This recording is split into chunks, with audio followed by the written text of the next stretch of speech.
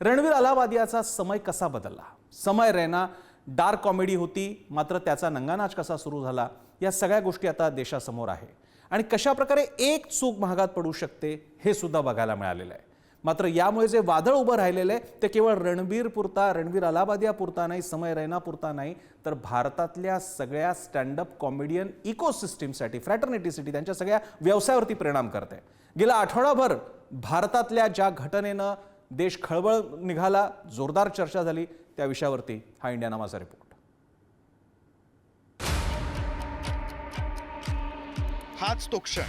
हाच तो क्षण ज्यामुळे रणवीरच्या आणि समयच्या साऱ्या कामगिरीवर, त्यांच्या सत्कार गौरवावर पाणी फिरलं. रणवीर अलाहाबादी हा या दशकातील भारतातील सर्वात यशस्वी यूट्यूब क्रिएटर, पॉडकास्टरसाठी तर जणू रोल मॉडेल.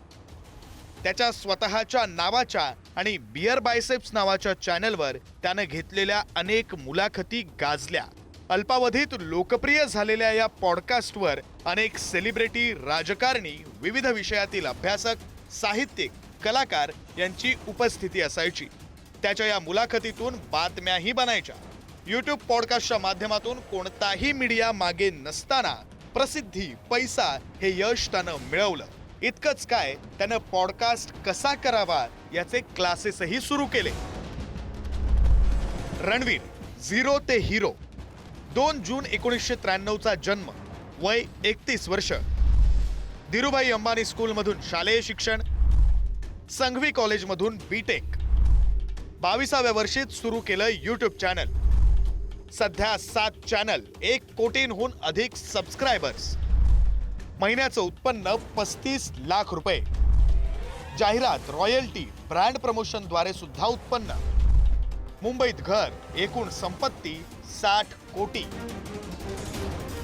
रणवीरच्या बियर बायसेप्स या चॅनलवर अजय देवगण, सैफ अली खान, प्रियंका चोप्रा, करीना कपूर, शिल्पा शेट्टी, सनी लिओनी, AR रहमान, संजय दत्त असे अनेक सेलिब्रिटी आणि त्याचप्रमाणे S जयशंकर, स्मृती इराणी असे राजकारणी येऊन गेल्यानं त्याच्या पॉडकास्टचा एक बोलबाला झाला.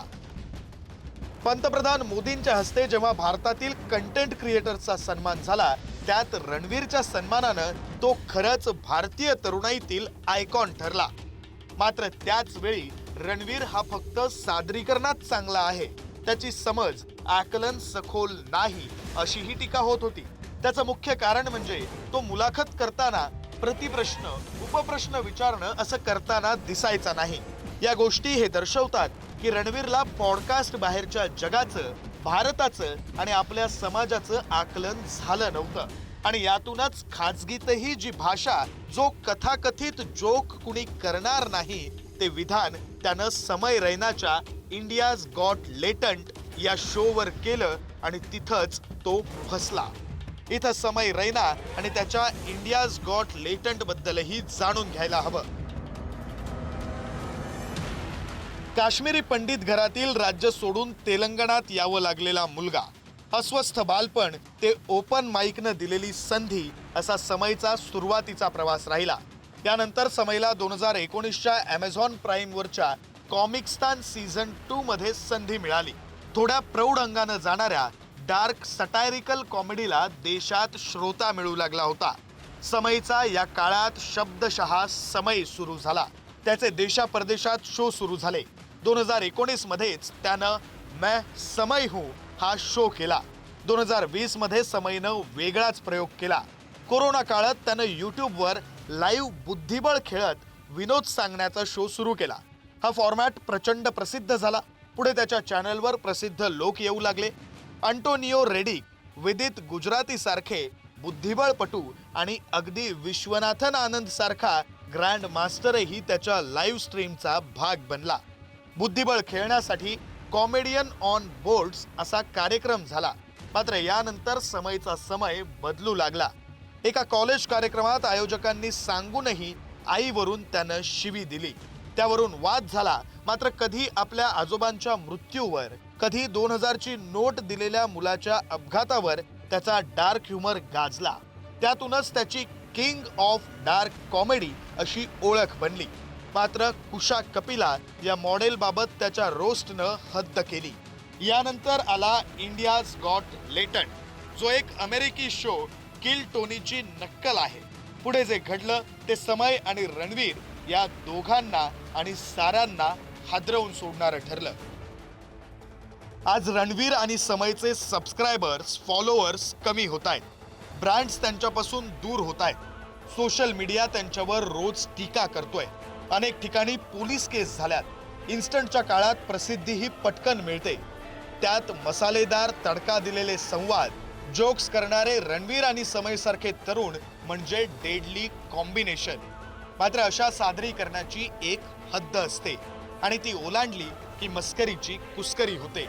हा धडा रणवीर आणि समय मात्र फार मोठी किंमत चुकवून शिकतायत. Bureau report, इंडियानामा.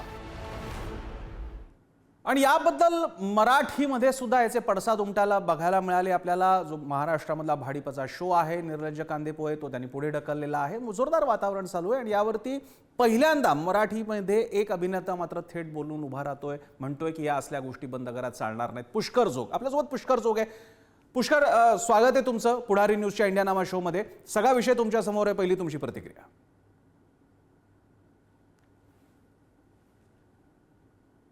नक्कीच नक्कीच. नाही, अतिशय लज्जास्पद आणि मला खूप राग आलेला आहे. ज्या प्रकारचा तो शो झाला आणि त्याच्यामध्ये रणवीर अलाहाबादियाने जे काही कमेंट्स केले. पण मला असं वाटतं की ह्याचा कारणीभूत तो समय रायना आहे. मुळात ही जी कार्टी आहेत, जी स्वतःला कॉमेडियन समजतात, ते कॉमेडियन नाही आहेत किंवा ते कलाकार नाहीच आहेत. बेसिकली हे कोण आहेत हे कोणालाच माहिती नव्हतं आतापर्यंत. आणि कुठून येतात, त्यांची जी वैचारिक घाण इथे आणतात, महाराष्ट्रात येऊन हे सगळं असे शोज करतात. ते फार मला हे कधीपासून मला ते अजिबात आवडत नाही. बरं. आणि it is disgusting to say the list. मला खूप राग आला. माझा जाहीर निषेध आहे या गोष्टीवर. नक्कीच पुष्कर, सगळ्यांच्याच मनातल्या भावना तुम्ही बोलून दाखवतायत आणि किमान मराठी फ्रॅटर्निटीमध्ये कोणीतरी हे स्पष्टपणे बोलून दाखवलेलं आहे. पुष्कर जोग म्हणत होते की निषेध करावा तेवढा कमीच आहे. दरम्यान याची दुसरी सुद्धा बाजू काही आहे का हे समजून घेण्याचा आपण प्रयत्न केला. मंदार भिडे, जे मराठीतले निवडक स्टँडअप कॉमेडियन, जे प्रोफेशनल म्हणून हे फॉलो करतात, ते आपल्यासोबत आहेत. मंदार, तुमचंही स्वागत पुढारी न्यूजवर.